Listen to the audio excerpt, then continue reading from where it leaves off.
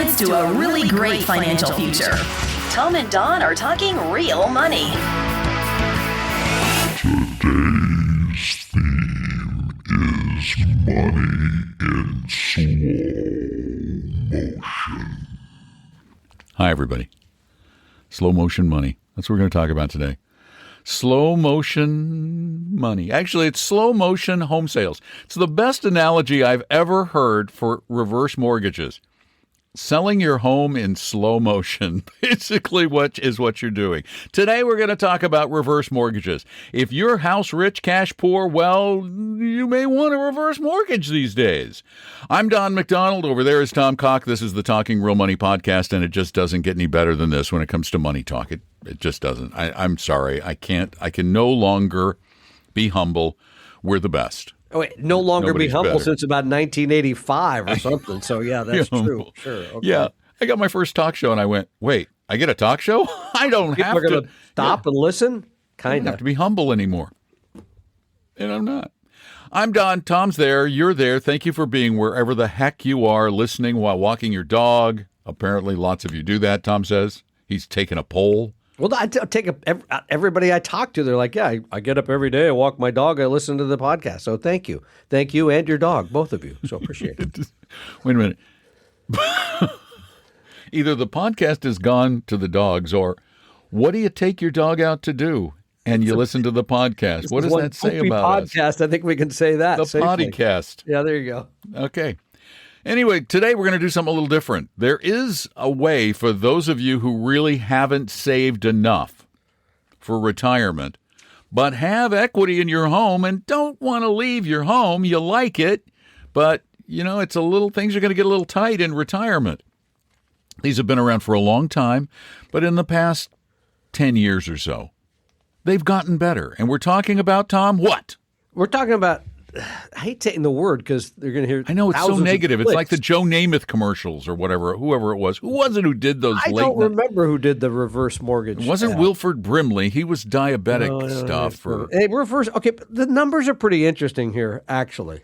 There's about $35 trillion in home equity in the great United States of America. That's a lot of money that's tied up in your house. That's the difference between the value. Now, of course, the value is only the value the day that somebody gives you the money for the house, right? That's one thing.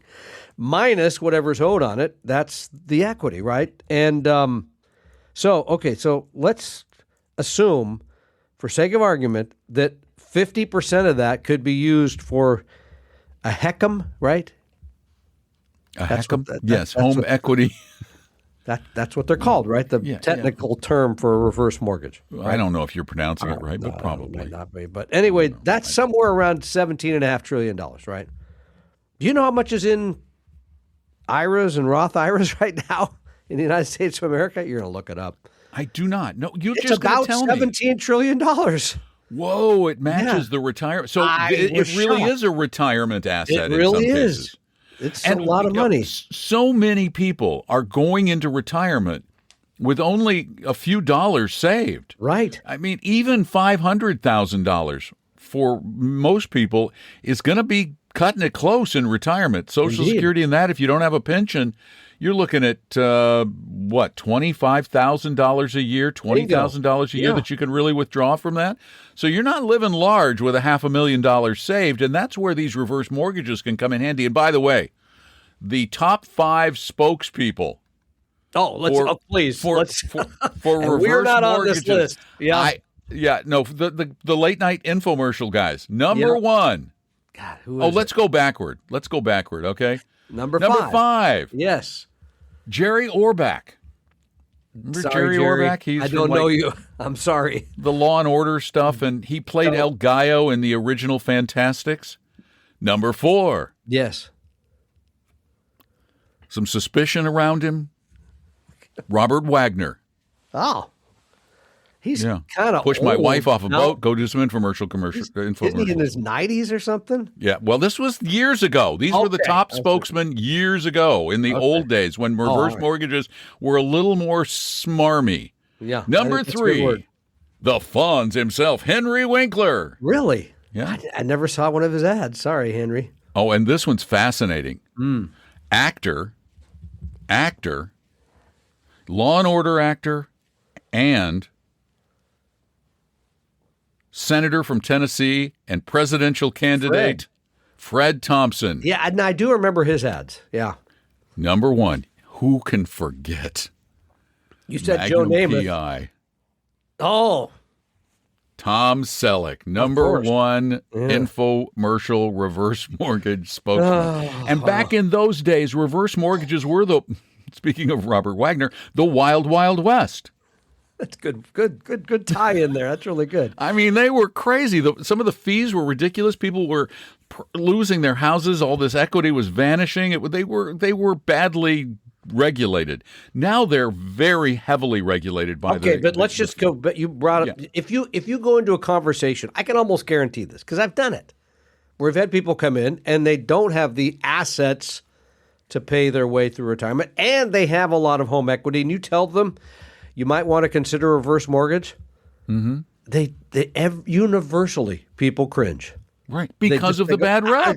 No, I could never do that. It's horrible. But today they're a lot better. You can borrow on the value of your house. Yep. Up to $1.2 million of home value. Up to a house valued $1.2 million. Okay, but you need to be careful there because you can only take out about half of the actual equity. Exactly. It depends on your age. If you take out the younger you take out a reverse mortgage, for example, at age 62, which is the youngest you can take out a reverse mortgage, right? You get no more than about 48% of your home's value before the costs. And there are some costs. We're going to talk about those. Yeah. At age 70, though, that rises to as much as 55%. At age 75, that rises to as much as 60%. Of the equity. Of the equity, correct. Okay. And at age 80, it's 66%. The reason for that is the risks are lower the older you are, because when you die, they sell the house and they pay themselves back. And what you pay up front, for these, 2% of the appraised value of the home. That's the biggest single expense. Yeah. Make sure you hear that number of the appraised value of the home, not how much you're borrowing. Right. So let's just $1 million home. Let's say $1 million. I was going to say $1.5 million, but okay. But let's use $1 million because that's a good U.S. average. We're not talking about your Seattle. Market. Yeah. That's $20,000 right there up front. It's gone. Then there's an origination fee that can be as high as $6,000. That's right. Closing costs somewhere between 2 and 4, and then of course you have to have an escrow account for 2 taxes. 4%? No, up to $2,000 to $4,000. Okay, all right. And then you have to have a escrow, a set aside for taxes and insurance that you have to refill. And the thing is that so let's say you've got let's do $1 million. Let me just do the math on $1 million because I got that here. Because you already got that's $20K gone. Right? Yeah, so that's $20K gone. So you got $1 million house. And let's assume that half of that's available to borrow on, so now you're at $500,000. Well, actually, I put it at 3/4 because we're older. Okay, so $750,000. So you're age 70, your existing mortgage is $250,000, you're going, I need some more money for retirement. Yep. So you can take out between $500,000 and $550,000 gross. However, you're going to pay $29,000. You got to pay first. You got to take of that $500,000 to $550,000. Immediately, the $250,000 is withdrawn and pays off your existing mortgage. Yeah, that's got to go. So now you got $250,000 to $300,000. But you got to pay the $29,000 in FHA insurance and fees. So what is left is somewhere between $220,000 and $270,000. That you can use. That's money you can use. You can spend. You can do anything you want with that money. It's your money. Let's say 5 years down the road, you're 75, your health is failing, you decide you need to sell the house to go into some sort of extended care facility. Let's assume the house did not appreciate and it's still worth about $1 million. Yep. You got to pay off the reverse mortgage. You got your selling costs, which are going to be about 6%. So you might walk away with $200,000 out of what you thought was a whole lot of money because you thought you had $500,000. Right. Yeah. No, Right. 750. You said 750. You thought you had 750. Yeah. Now you've taken out about a third. You've taken out 200 and let's say 250, Yep. and you've spent that, and you got another 250. So a lot of your money went away because remember the interest rate right now on 7? the interest plus the FHA insurance is right at 7% Yeah. now. So, okay, here's that. That if you told me that would be. It still feels like a last resort, as I've always said. Because that's kind of It is a spendy. good last resort. I Yeah, mean, it's it a is, good but last it's which here's would the you part rather do? Have a nice house that you're and remember, you lose that the mortgage payment vanishes. Just getting to that. You stole my thunder. Oh, because sorry. this is the part that I think people tend not to pay as much attention to. They're thinking all about the money that they're going to get to do whatever. But they're forgetting that your cash flow just got improved drastically because you're no longer paying a mortgage on your house. You and I talked about this when we were prepping for this particular because I said, I don't want to do reverse mortgages because everybody turns up their nose or gives us the finger or whatever it is. The thing is, if your household cash flow is tight in retirement, as you just said, it's hard to argue that this is a bad idea in many ways because the main reason people don't like it, if they're in the office, you know this. Mm-hmm. I want to leave the house to my kids. Right. That's your kids don't want your house most of the time. They don't want. We've tried to give away a lot of things. They don't want any of the junk. I can tell you that. Yeah, We've sorry. been going through stuff, and know. we're pulling out like old china and crystal and all this stuff going, and we look it up online, and it's not worth anything. Nope. It's not. Nobody wants it. Nobody wants this stuff that our parents wanted, and basically, this is not stuff that I bought. Nope. This is stuff that parents bought, and we Yep. inherited from parents. Oh yeah, we've got some of that around too. And nobody wants it. Anyway, the bond. So again, I think from a cash flow standpoint, for many people, when it's going to be tight, and you want to stay in your house, this makes a lot of sense.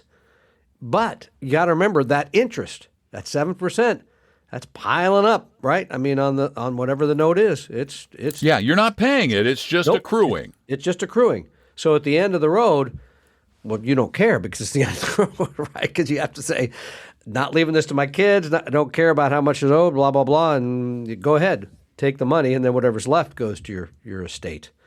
So, yeah, the expenses But it still is, highly, again, pretty spendy. because what's the number? And I should have looked this number up. Let me just find out. 756,309, isn't that it? Which number are we That's speaking the wrong. Oh, sorry. I just wondering how many people retire with less than $500,000. Oh, it's a lot. Percentage of Americans or what the total number? It's going to be big. Let's see. Less than 500 is. Holy cow! I knew it was well over 50, and I was thinking 70. I'm glad I didn't say anything. 90% of Americans have less than $500,000 saved for retirement, Tom. And here we sit here. We sit here on this show all the time, and we talk about I know. million-dollar portfolios. I know. It's And ridiculous. Yes. I mean, I those concur. those are so rare. I know. 58%, Tom. These aren't mostly our listeners, but 58% have less than $10,000 saved. Yeah. And if you're one of those with the $35 trillion in home equity, that makes a lot of difference, right? I mean, that's huge. So this is worth considering. It's better than it was. It's a lot worth considering. Yeah. As I said, really is. for many reasons. So I think it's one of those things that has been they've added to the planning suite, right? If you came into an advisor and said, here's all the stuff we got, it's now back in that conversation where it wasn't prior because, as you just said, it was the wild, wild west. I don't know. Robert And Wagner's here's another out number. pitching these When we talk things. about 90% of people don't have, or they have less than $500,000 in retirement. 75% of retirees own their own homes and have equity, which, by the way, the median home equity over 65 is $250,000. So now you could take out. You're taking half of that. Right. That adds a lot if you don't have 500. Yeah. Yeah, that's a big deal. So, all right, worth looking at. And even if you just get rid of your mortgage, it allows you that extra $1,000, $2,000 a month to spend on other life expenses. No longer have to go into the. Okay, so we talked about this, but we didn't finish. In my circumstance, should I do a reverse? In your circumstance? Yeah. In my our circumstances are very similar. You I just know. have Then I just more don't have a expensive mortgage anymore. circumstances than me. Yeah. That goes without saying. I probably wouldn't. Because I have a 2.75% mortgage. See, my mortgage is, what is it, 6 or something? Yeah. 6.3 or something, 6.4. Tom, you have enough money. I know. It's not like you need it. I know. I know. I don't know on a need. Yours is more of a want basis than need. Here's the thing I'm I more like of a about fan it. in the need basis. I don't think so because of the expenses in your case. The expenses are very high. Yeah, still. Yeah. But all of a sudden, your mortgage payment, it's gone. Still my biggest, kind of my biggest monthly expense. Let's leave it at that. We don't even want to go into why that qualifier was That there. is an entire program. Basically, which you do not want to be part of. It's a different kind of program entirely. And I think Dr. Ruth died. I'm pretty sure. What happened to Dr. Laura? She's still around. Is she? Okay. I think We so. could call her. We ran long on that segment. So I'm anyway, sorry. reverse mortgages. We're not big advocates, but hey, in a lot of cases, we're fans. We're fans. It should be considered, especially in retirement planning, especially if it's tight. And boy, I was shocked how many people are tight. I really, for some reason, thought I it was in think the that's right. 70s. Wow, holy cow. We love to answer your questions. It's one of our favorite things to do. Sometimes it takes us a while to get to them because we talk too long about reverse mortgages, but we're getting there. You can send in your questions. It's so easy to do. Just go to talkingrealmoney.com on the contact form, and you can type them in. Those go to Tom, and Tom will sometimes do this. He will just pick up the phone and talk to you. Let's go to the phones, and Kenneth now joins us from sunny, warm, no doubt, Texas. How are you, Kenneth? Doing well. Thank you, sir. Good. Thank you for being part of the program. How can we help you today?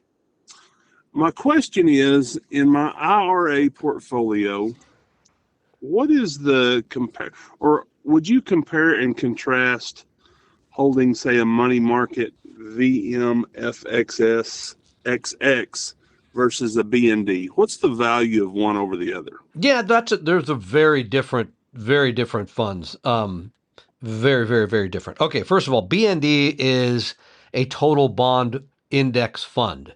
The idea here is it's showing you however the bond market is made up in a composite sense, it's giving you exposure to those bonds. So it's mostly government bonds. It has some commercial, right, type of bonds, relatively intermediate in term, right, 5 to 6, 7 years, maybe a little bit on the long side, some of those in there too. But it's meant to be an index of all bonds that are available on the market. So that would be a holding for the bond portion of you mentioned an IRA or something like that. Absolutely perfect. A money market fund like VMFXS, we both said the same thing. Completely different fund. That is liquid, short-term, very low-risk debt. The idea here is to kind of hold things in T-bills, government paper. Sometimes they throw a little very high-quality commercial paper, but very short-term in nature. So this would be like for cash holding, for example, or something you're going to be spending the money in the next few months. Sometimes people talk about a bucket strategy, right, where they have their portfolio balanced between stocks and bonds, and then they have a bucket that they have money that's there for their living expenses for the next 6 months or maybe the year. That would be the type of fund to have for that. Or I know I'm going to buy something in the next year or two, like a car or a house or something like that. I want a place to hold that's still giving me a little bit of interest, but it's designed to be a place to hold its value, not move up and down. A BND can have some volatility. Not much. The idea here is that that's the stable part of the portfolio overall, but it can have some volatility. So the BND would be for longer-term balance in your stock-to-bond ratio. The VMFXX would be for short-term money, as I say, something that you're going to be spending soon, or you may have an expenditure. It could be an emergency type of fund as well. Okay. All right. Does that make makes sense? So I probably, does. unless I was going to be taking money out of my IRA, Kenneth, in the near future, I probably would not hold the money market. I would probably just hold a stock portfolio and then the BND as the bond portfolio. Okay. I understand. Is that helpful?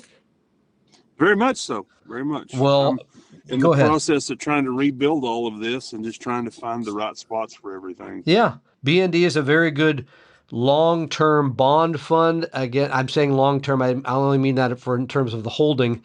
It doesn't have a lot of long-term bonds in it, but it is a good place for portfolio stability. Okay. Good enough. Thank you very much for listening and reaching out to us. I do appreciate your insight. Take care. You too. Bye-bye. Then there's the other way he likes to take those questions. Instead of just calling you, he can just read them to me on the podcast because he, for some reason, gets a kick out of doing that, like he's going to do now. Go ahead, read away, Tommy. From Kenmore, Washington, David writes, in general... You get more in Kenmore. Oh, wait, no, that's... You used to sell that stuff, didn't you? I did. I was proud. 620, Department 622. As an aside, I got to wonder... What? Why did they sell that part of the bit? That always seemed like worth a lot of money to me. Craftsman, Kenmore. They did. They sold it to Whirlpool. Okay. That's just who was by the way, Whirlpool made much of they made all their washers and dryers, all the Kenmore brand washers and dryers. That had to be worth a lot of money. Athens Stoveworks and the three Sears still in Indiana somewhere, wherever it is. And the three Sears still in Indiana, whatever they are. Are there any open? Yeah, there are a couple open. Oh my gosh. All right, David writes, in general, the fees for ETFs appear to be higher than a comparable mutual fund. For example, in your do-it-yourself portfolio, you suggest the ETF AVGE with an expense ratio of 0.25. Mm-hmm. Your comparable fund recommendation is FSKAX with an expense ratio of 0.015. That's 16 times less expensive. Within a Roth or 401k, are there other benefits that outweigh the higher cost? If yes, what are they? Background: my retirement accounts were set up years ago with mutual funds. You appear to prefer ETFs over funds, so I've been looking to convert, but every comparable ETF fund is always higher than my current one. There must be a bigger picture. What am I missing? Okay, well, one, Fidelity Total Market is not it's not comparable to AVGE. No. Two very different. It's like VT. VT funds. is VT and FSKAX. Now that's an ETF. That's an apples to apples comparison. And let's see, the Fidelity is at 0.015 and VT is at, let's see how much more expensive it is these days. No, what? VT is less. No. Hold on. I don't think so. I think it's actually more. Like 9 basis points? Yeah, it's 0.06. So it's 1/3 of FSKAX. No, FSKAX is 1.5 basis points. Gotcha. Got it. Okay. 1.5 basis points. So yeah, the ETF is 4 times more expensive. But we're talking about the difference between a penny and a half and 6 pennies. Oh, you're saying pennies don't add up now? We don't make them anymore. Who knows what they do? You can't even pay with them. AVGE has so many potential advantages built into the way it's constructed. One, an ETF has an advantage over a straight mutual fund in that they do not distribute capital gains, generally speaking. But that's not going to matter in a retirement account. It doesn't matter in a retirement account, but that's an advantage they have outside of a retirement account. The other advantage that we think AVGE has is its small value tilt. It is not just focused on the Magnificent 7 or the Terrific 10. I think it's clear they're talking about going up to 10 stocks. Wow, now. Really expanding the list. Bessenbinder was wrong. It's got all kinds of other stuff in it, and that causes the price to go up. But again, we're not talking about the difference between, for example, let's talk about the difference in fees between a broker who also does registered investment advisor work, and they charge 2% a year. Ugh. And you can find another registered investment advisor who charges 1% per year. Now we're talking real money.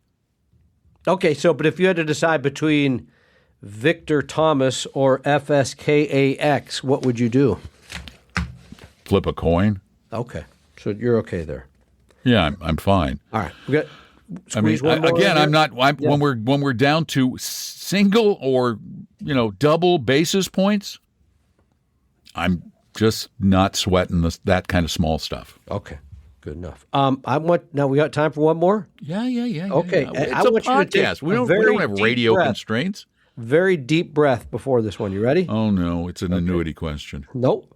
No, okay. Pensacola, Florida. It's Michael. He says, "You guys continue to say Bitcoin has no value, yet state that the U.S. dollar has value because of the backing of the U.S. military." I never just said that. Did we ever say military? I don't think we ever said that. Let me finish. I just listened to a 4-star U.S. Navy admiral testify to Congress under oath that Bitcoin is critical to national defense. Maybe the blockchain.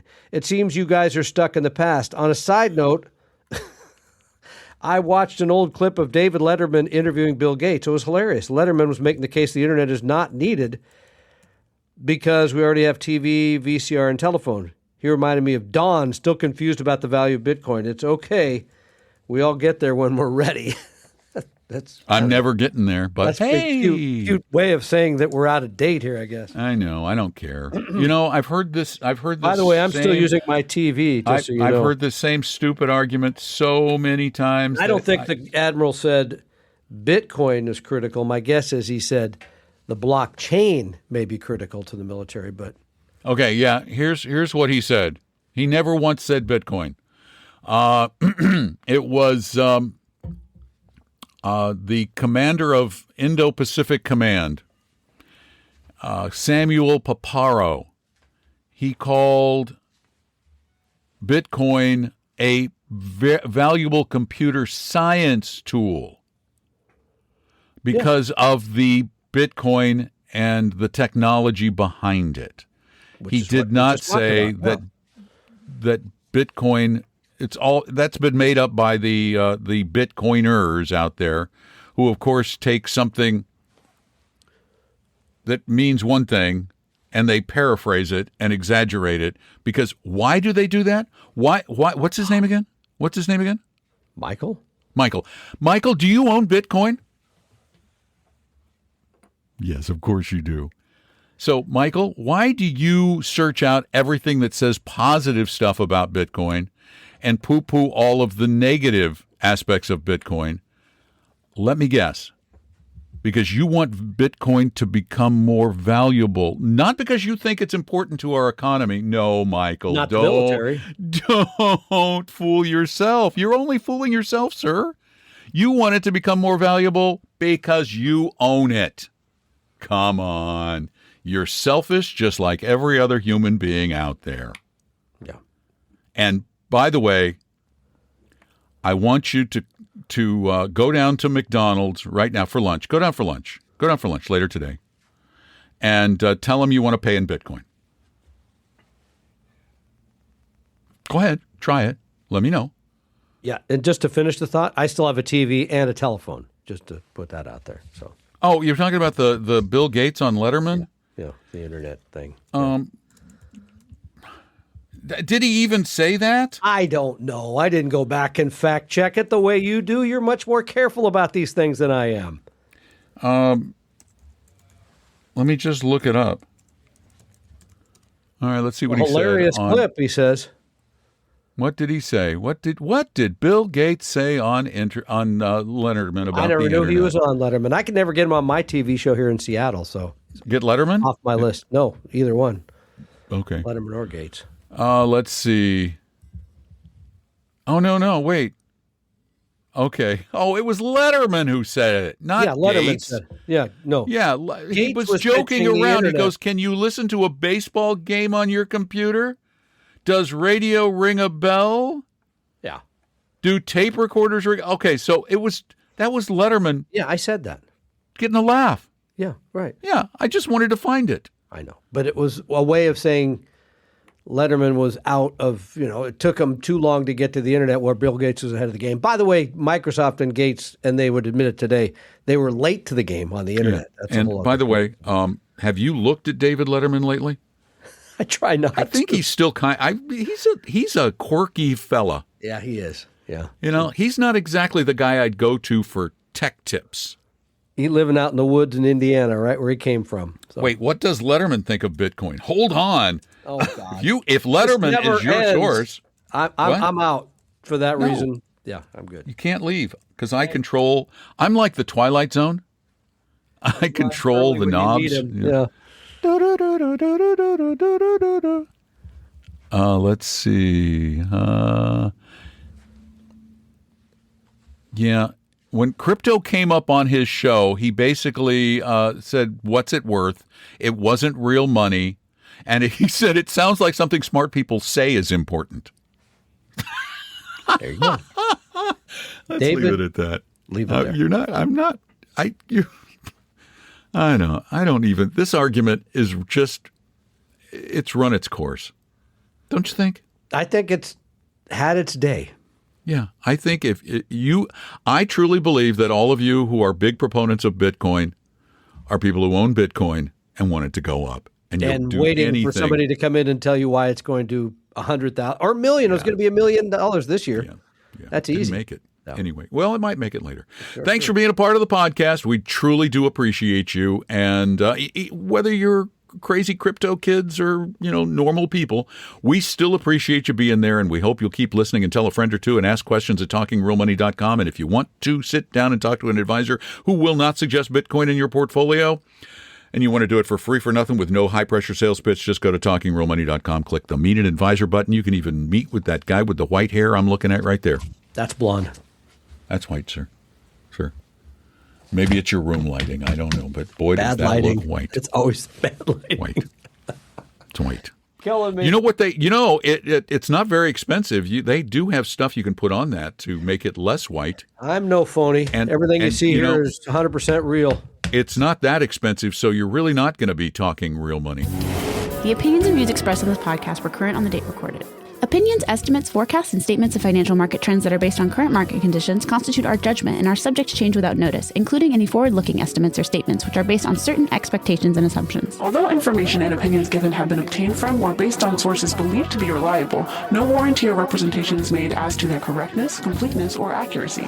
Information presented on the podcast is not personalized investment advice from Appella Wealth. The views and strategies described may not be suitable for everyone. This podcast does not identify all the risks, direct or indirect, or other considerations which might be material to you when entering any financial transaction. Past performance does not guarantee future results, and profitable results cannot be guaranteed. We hope you realize that the information provided on Talking Real Money is for informational, educational, and hopefully enjoyable purposes only. The podcast is not trying to get you to buy or sell any financial products or securities. Instead, the program is provided as a public service by Appella Wealth, a fee-only registered investment advisor. Please see Appella Wealth's ADV Part 2A on our website for information regarding Appella's fees and services. Appella Capital, LLC, DBA Appella Wealth, is an investment advisory firm registered with the Securities and Exchange Commission. The firm only transacts business in the states where it is properly registered or excluded or exempt from registration requirements. Registration with the SEC or any state securities authority does not imply a certain level of skill or training. Appella does not provide tax or legal advice, and nothing either stated or implied here should be inferred as providing such advice. Thanks for listening, and please visit TalkingRealMoney.com for more information and important disclosure related to performance of any specific index or fund quoted in this podcast. Oh, I think I need a nap.